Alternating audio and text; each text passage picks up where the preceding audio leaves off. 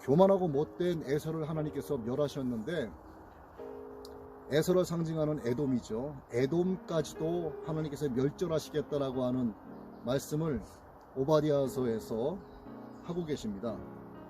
자, 에돔을 심판하시기 위해서 열국의 군대를 하나님께서 소환하고 계시는 거예요.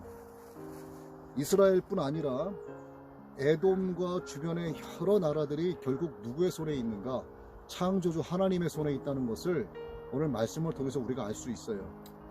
하나님은 지금도 열강의 배후에서 역사를 주관하시는 역사의 주관자시죠. 그래서 우리가 세상에 돌아가는 정세를 읽기 전에 무엇을 먼저 읽어야 되는가? 하나님의 뜻을 먼저 우리가 읽을 수 있어야 되는 거예요. 우리나라가 아무리 부강하고 정말 우리가 기도한 대로 대통령이 선출이 되고 또 우리나라가 복음의 패권국으로 다시 일어서기 위해서 하나님께서 우리와 함께 해주신다. 물론 다 좋지만 세상 돌아가는 정세를 읽기 전에 그 정세를 움직이시고 주관하시는 하나님의 뜻을 우리가 분별하지 못하면 결국 하나님을 떠난 인생을 살아갈 수밖에 없다라고 하는 거죠. 자, 오늘 우리가 읽은 1절에서 4절 말씀 이런 내용이죠. 자, 교만한 마음이 하늘까지 높아진 에돔을 하나님께서 완전히 끌어내려 버리시는 겁니다. 에서는 이삭의 형이죠. 아니지. 이삭의 형이죠. 야곱의 형이지. 에서는 야곱의 형이죠. 잠시 착각했어. 하나님께서 장자의 지위를 빼앗으신 거야. 그걸 야곱에게 주셨단 말이에요. 그리고 그 힘을 믿고 방자하게 행동한 에서, 그 에돔을 지위에서 끌어내리신 것처럼 높은 산에 거하고 자신의 지혜와 힘을 자랑하고 있었던 에돔을 하나님께서 완전히 끌어내리신다라고 하는 말씀을 우리가 보고 있습니다. 에돔은요, 해발 1700m에 달하고 있는 고지대의 험악 산악 지역에 자리 잡은 강한 나라였어요. 에서가 세운 나라란 말이에요. 에서가 거기에 왕이었단 말이죠. 에돔은 절대 무너지지 않을 거다. 자신만만하고 기고만장했어요. 그러나 도무지 무너지지 않을 거다라고 했던 그 생각할 수 없었던 그 시점에 오히려 무너지게 된 거예요. 나는 일어섰다라고 한 그때가 가장 위험한 시기가 된 거야. 그때가 바로 하나님의 개입하실 때가 되었다는 겁니다. 그래서 우리가 이 지금 1절에서 4절까지의 말씀만을 제가 말씀을 드렸는데, 여기서 우리가 생각해야 될 것은 나에게도 하나님께서 자리할 틈이 없을 만큼 내가 든든하게 여기고 있는 것은 무엇인가, 우리가 생각을 해봐야 되는 거예요. 에서는 생각을 했어. 내가 세운 이 왕국, 저 높은 고지대 1700m에 세운 내 나라가 무너질 이유가 없다. 아주 단단하게 섰다. 어떤 것도 나를 끌어내릴 수 없다. 교만에 가득 차 있고 자신만만했던 그 에돔을 하나님께서 한순간에 밑바닥으로 끌어내리신단 말이죠. 여러분, 우리가 오늘 에서가 아닌가, 우리가 오늘 에돔에 살고 있지는 않은가 생각을 해봐야 되는 거예요. 나 자신이 에돔일 수도 있어요. 그렇기 때문에 하나님께서도 나의 이런 것을 감히 무너뜨릴 수 없다라고 하는 그런 교만된 생각이 우리의 삶 가운데 있지 않나 돌아보는 시간이 필요하다 하는 걸 말씀드리는 거죠.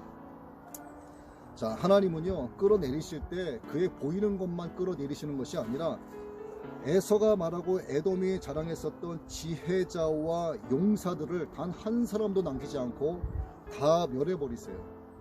그 땅의 지혜자들은 나름대로 명성을 떨쳤어요. 이게 욥기서 2장 11절, 레위기 49장 7절 말씀에 이러한 내용이 나오는데, 아주 믿음직한 용사들이 에돔에 있었습니다.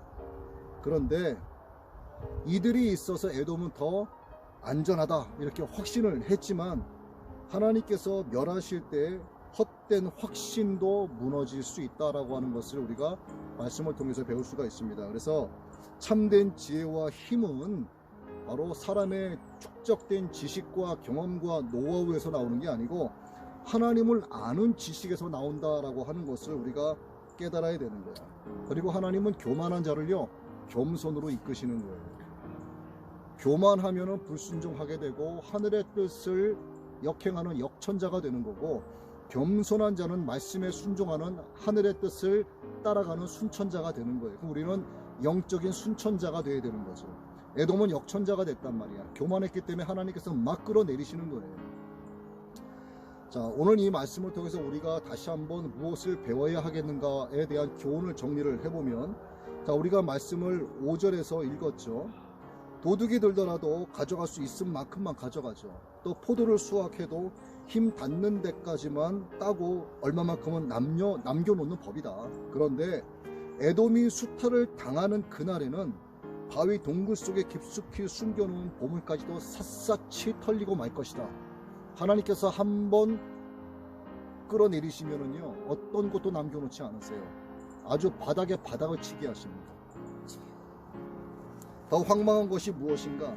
에서가 에돔이 그렇게 믿고 의지했었던 동맹한 친구들, 동맹한 나라들이 있었단 말이야. 믿을 만한 지혜자들이 있었는데 그들로부터 에돔은 배반을 당하게 하는 거예요.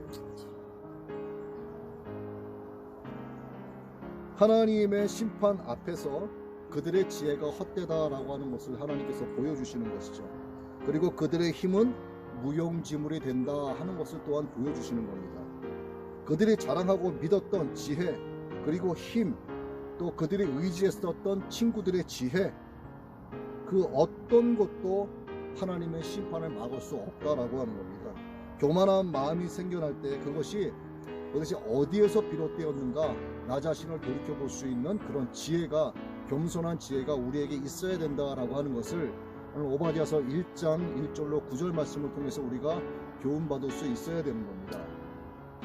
무너지는 에돔, 교만한 에서, 그를 통해서 우리가 반면 교사를 삼아야 됩니다. 우리가 정말 정면 교사 삼아야 될 것은 무엇인가? 하나님 앞에 겸손히 순종하는 것. 일어선 자는 넘어질까 조심하라 하신 하나님의 말씀이 오늘 이 오바댜서 1장 1절 9절의 말씀을 통해서 우리가 그 말씀을 다시 한번 묵상하게 되는 그런 시간을 가져야 될 것 같습니다. 교만한 에돔의 심판, 하나님의 심판이죠. 그 심판이 저와 여러분에게 임하지 않기를 간구하고 또 기도하면서 오늘도 겸손하게 아버지 하나님의 뜻을 따라서 내가 살아가겠노라 다짐하고 결단하는 오늘 이 시간 이후가 되기를 예수님의 이름으로 축원합니다.